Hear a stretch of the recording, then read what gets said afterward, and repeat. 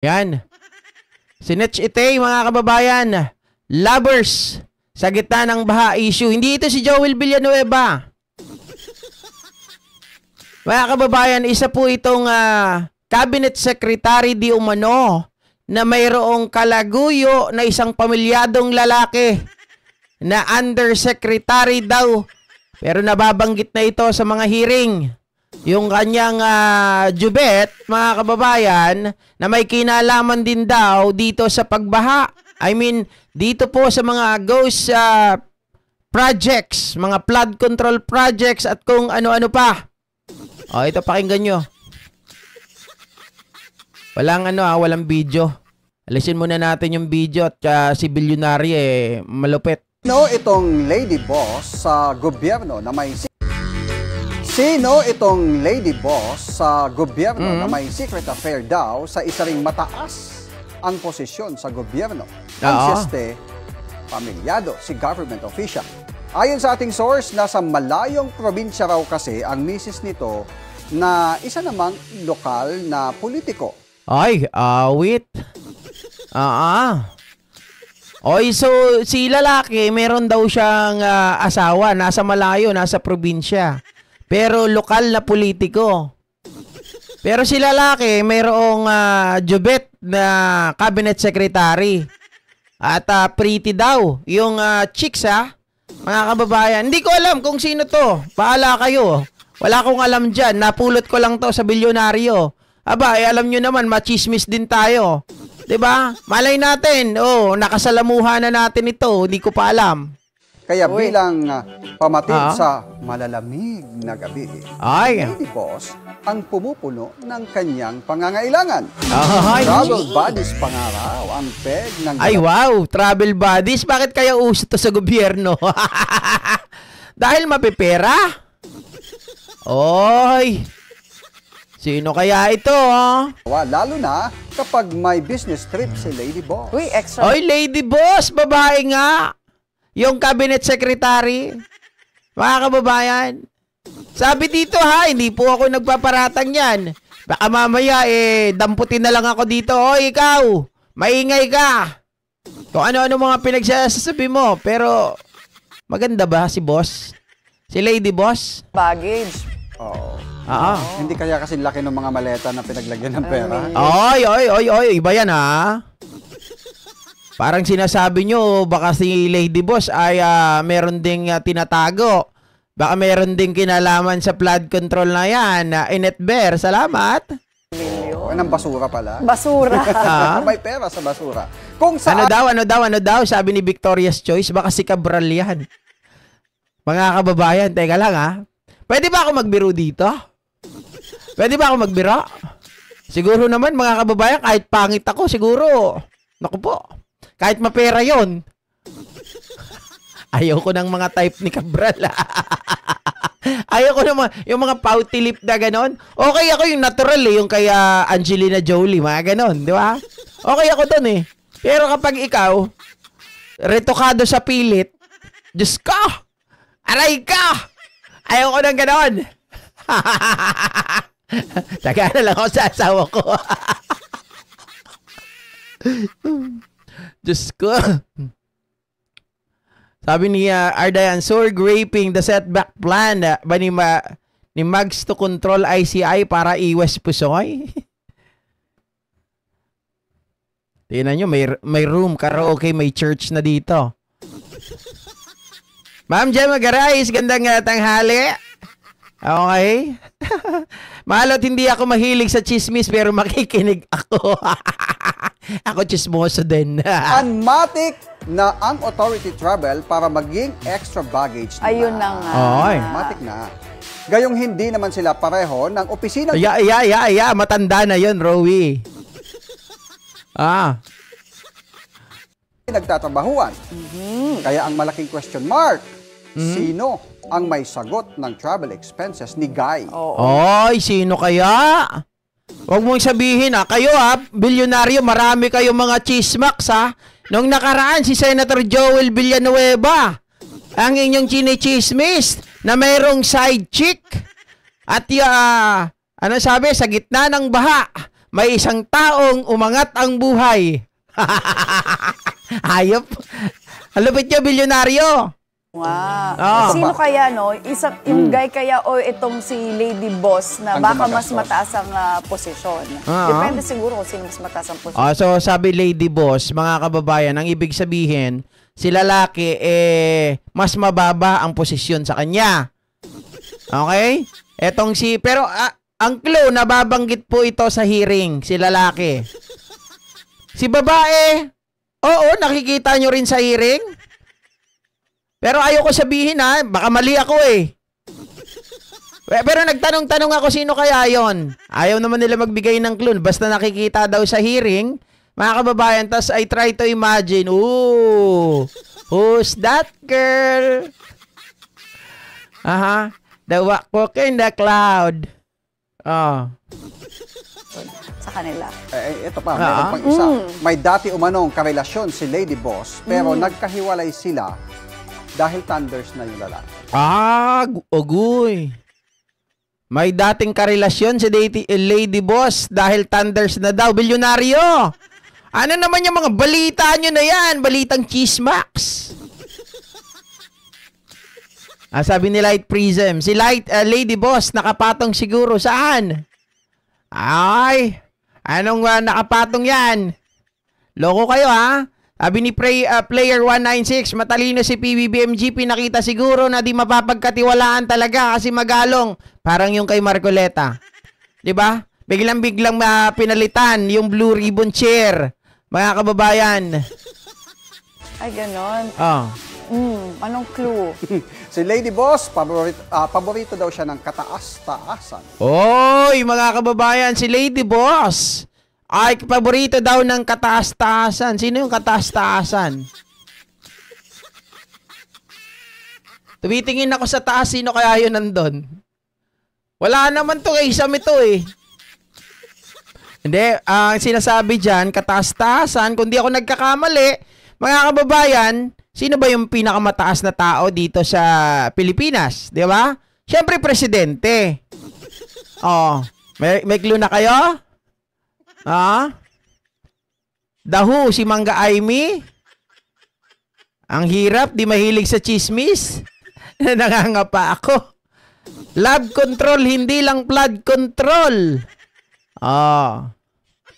Paborito daw ng kataas-taasan. Habang si Lover, na government official, makikita sa issue ng anomalya sa flood control. Ay! Mga kababayan, si Lady Boss makikita daw sa issue ng flood control. Si lalaki ba makikita rin sa issue ng flood control? Ayun. Connect pa rin ang flood control project. Oo, lalo na siguro yung mga departments nila. Konektado. Correct. Department konektado. Paano yun? Parang doon? DPWH ba yun? Konektado sabing ganun mga kababayan. Kailangan mo ng tulay pag connect mo para mag-connecta. Sabi ni Joby Chiba, si Miss P. Sino yan? The Who, si Lucaret BP? Kataas-taasan si PBBM. Hirap talaga. Ano ba yan? Kamukha ba yan ng telepono or abokado? Nako, hindi ko rin alam. Mga babayan, basta ayaw ko magsalita rito, baka tayo mapahamak. Ako ay nakikichismis lang naman, pero pag inilabas nila kung sino itong mga ito, ay ilalabas din natin. Diba? Pero baka pwede nyo akong awitan at masabi ko. Basta daw, mga kababayan, sabi nila ay maganda. Maganda daw. Tapos ito ay syempre mga kababayan, babae. May maganda bang lalaki? Meron. May magandang lalaki. Sa amin namang mga Ilocano, ang mga lalaki ay nataraki. 'Di ba? Sabi ni Edmond, Idol, pakisabi kay Senator Joel na ipagbarato ti inabak na. Ay, agbarato kaya. Isuna, baka awan mo. Baka naibuson. 'Di ba? Sabi ni Sunny Luces, unahan mo na, Sir JP. Ayaw ko nga. Hindi ko alam. Diyos ko. Mapahamak tayo dito, mga kababayan. Kulang pa yung sasahurin natin. Baka mamaya, ipambayad pa lang acceptance fee sa abogado. Diba? Mamaya, mali ako ng hinala eh. Oh. Pero totoo kaya to? Cesar Palacio, good morning. Totoo kaya ito, mga kababayan? Uy, grabe ha. Bakit yung ganito yung mga government officials, yung mga side chick nila, laging talagang kung hindi bahay, kotse, trip to abroad. Puti pa sila. Diba? Hirit na, go. Hirit na sirit. Ayaw ko. Tweet, tweet. Divina Grace Ferno, idol, shoutout from Davao City. Kamusta naman kayo dyan sa Davao? Rose Baroga, malabo si Itok. Malabo. Sabi ni Jel, binigyan mo pa kami ng sakit ng ulo. Ay, baka naman humanap-hanap kayo dyan ng ibang mga vlogger. Ibang balita. Baka makita nyo. Wala akong alam kahit na isang hint. Nataer-pay ti may isang magandang lalaki kaysa ti Ilocano nga nagwapo. Ay, nataer, won. Nataer-pay gayam. Sa bali pa'y jay natarake? Si BR ba yan? Sino yung BR? Ha? Rizalino Neri, nasa tono ang kanta, GP. Di pareho ng iba, wala sa tono. Mahirap kasi guys eh. 'Di ba? Kung may sapat lang ako na pera para pangalanan tong mga to, para pambayad sa abogado kung sakali, walang problema. 'Di ba?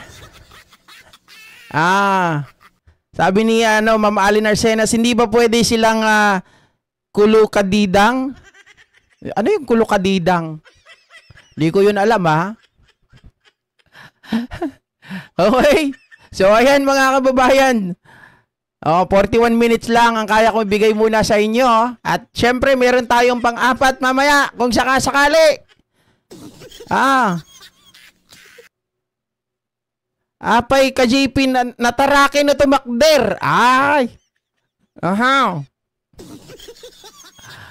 Pero sige, mga kababayan. Ayan total, mapilit kayo. Sige, bibigyan ko na kayo ng clue.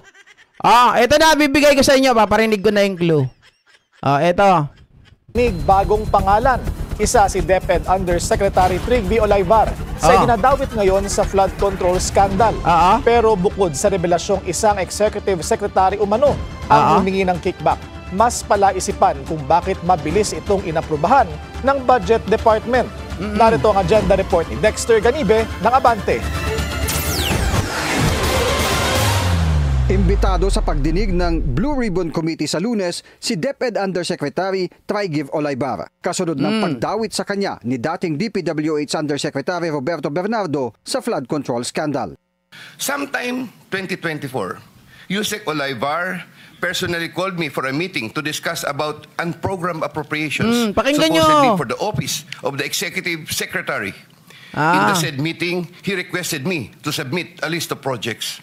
Sino nga ba si Trig Olaybar? Batay sa impormasyon mula sa DepEd 2012. Ayan na mga kababayan Balita. Nang magtrabaho sa Senado sa ilalim ng opisina ni Senador Bong Revilla. 2016 nang lumipat siya sa opisina ni nooy Senate President Edgardo Angara. Dahilan kaya noong nanalo si Senador Sonny Angara, itinalaga siyang Director for Political and Constituency Affairs ng Senador. Nang maitalaga si Senador Sonny bilang DepEd Secretary noong Agosto ng nakaraang taon, isinama at itinalaga niyang Undersecretary si Olaybar. Batay sa affidavit ni Bernardo, 2.85 billion pesos umano ang hinihingi ni Olaybar noong nakaraang taon para umano sa Office of the Executive Secretary. Pero pagtatama ni Bernardo, Mr. Chair, ang Office of the Executive Secretary. Sino bang Executive Secretary? Lucas Bersamin. Mga kababayan, ako, nadadawit na ang kanilang mga pangalan Mukhang pataas ng pataas yung mga pangalan dito. Katibayan lang na walang sinasanto ang Pangulo. Bakit si Magalong?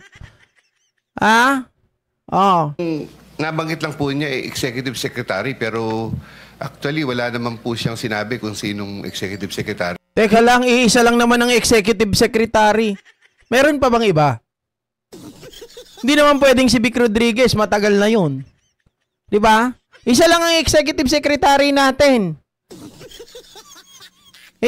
Hindi nyo na kailangan maging rocket scientist. Hindi rin daw niya nakakausap ng personal si Executive Secretary Lucas Bersamin na mariinding itinanggi ang pagkakadawit ng kanyang tanggapan sa flood control scandal. Inabot lang daw ng isang buwan matapos nilang mag-usap ni Olaybar ay may nai-release na agad na Special Allotment Release Order o SARO para sa 2.85 billion pesos. So para hindi sa mga nakakagets, mga kababayan, ang sinasabi dito, bakit yung pondo ay napakabilis ma-release? Anong connection nito doon sa balita natin kanina na may jubet? Okay? Ang sinasabi dito, mga kababayan, ay may kaugnayan daw si Yusek Olaybar, mga kababayan, at isang cabinet secretary. Kaya ang bilis, mga kababayan, isang request lang, andyan na agad. Matik. Wala nang paligoy-ligoy. Sana nagigets nyo yung sinasabi ko. Baka mamaya yan na maghanap pa rin kayo. Sino kaya yun? Sino kaya yun? Sino kaya yun? Hoy, kailangan meron kayong due diligence, para mag-imbestiga. Madali lang to. Yun na nga yung clue eh. Diba? Halaga ng iba't ibang proyekto na ang pondo ay mula sa unprogrammed appropriations. Pero ang pinagtakaan ni Senador Kiko Pangilinan ay kung paano nakakuha agad ng SARO si Olaybar. Senator SARO De La Rosa, who was asking the DBM, sino ang nagde-decide na mag-issue ng SARO? DBM.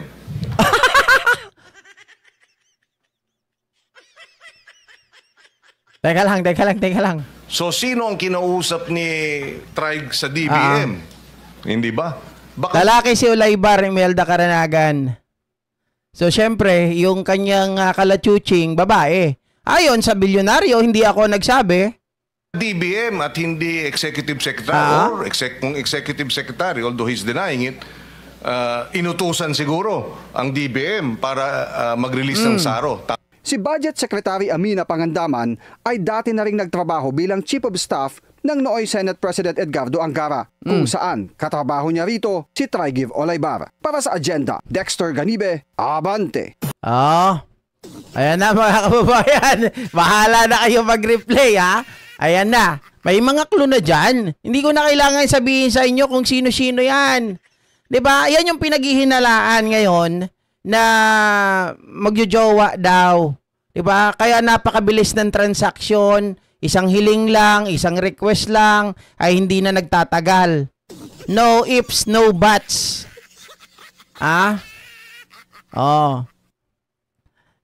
Taga DBM ang kalukadidang, sabi ni Imelda Karanagan. Ay nyo na, Sir John, kuha ko na. Ayan. Mga kababayan, siguro makakaligtas na ako sa inyo, makapagpahinga na ako ng konti. Anak ng tinapa. Kaso late si Mama, tawag dito. si Mama, nakalimutan ko tuloy yung pangalan. Sino ba tong late na to? Nawala. Bakit nawala? Ayon, si Mama Nagari. Late. Sabi ko sa inyo diba? Ayan na. Favorite daw siya ng kataas-taasan. Pero hindi natin mga kababayan. Balita lang ito, chismis. Alam niyo naman pag chismis, diba? Hindi natin ito sinasabi na ito ay certain, na ito ay facts. Okay, maaring mali ito. Masyado lang malisyoso ang utak ng bilyonaryo. Maari lang malikot ang kanilang advance lang mag-isip. Okay? Wala, mga kababayan, not unless ito ay makita natin, open secret, ayan. Napatungan daw talaga ni boss. Bahala kayo dyan, mga kababayan. Basta ako ay pansamantalang magpapaalam muna. Maraming salamat at magandang umaga. Mabuhay po kayo mga ka-GP Natics. Okay?